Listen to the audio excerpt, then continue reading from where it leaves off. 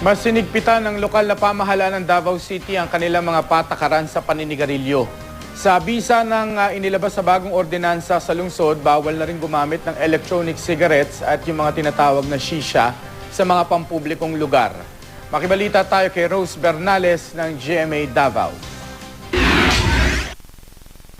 Taong 2003 nang unang ipatupad ang Tobacco Regulation Act sa Pilipinas. Sa ilalim nito, nakasaad ang ilang patakaran sa paninigarilyo at pagbebenta ng mga ito. Pero sa Davao City, 2002 pa lang, ipinatutupad na ng lokal na pamahalaan ang smoking ban sa mga enclosed public places sa lungsod. Naging matagumpay ito at kinilala pa maging sa ibang bansa. Sa kalaunan, nagsimula nang mauso ang mga electronic cigarette o e-cigarettes. Battery-operated ang mga ito at nilalagyan ng tinatawag na juice para lumikha ng usok na parang sigarilyo. Kaya nang maipasa naman ang sin tax law at tumaas ang presyo ng sigarilyo, unti-unting nagsulputan maging sa mga bangketa ang mga nagbebenta ng e-cigarette.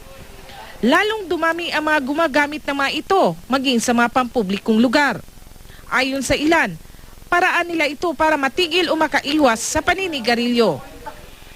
Pero sa bagong Executive Order No. 04 Series of 2013 ng lokal na pamahalaan ng Davao City, ipagbabawal na rin ang paggamit ng mga e-cigarette at ang tinatawag na shisha na ginagamitan din ng likido.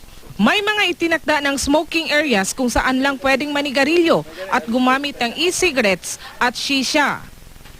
So you cannot use e-cigarette and shisha in a non-smoking area.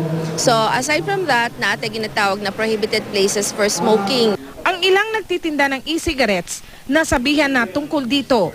Wala rin naman daw problema sa kanila ang bagong ordinansa. Restrictions ng vaping ngayon is same as smoking. You cannot vape where you cannot smoke. Simple ganun. Pag bawal sa mga public place, bawal rin to.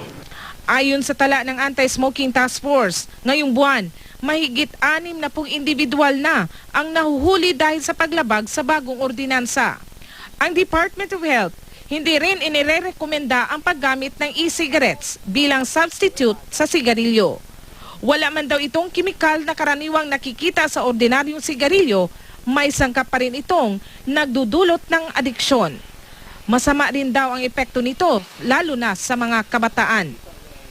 Rose Bernales, Nagbabalita, Pilipinas.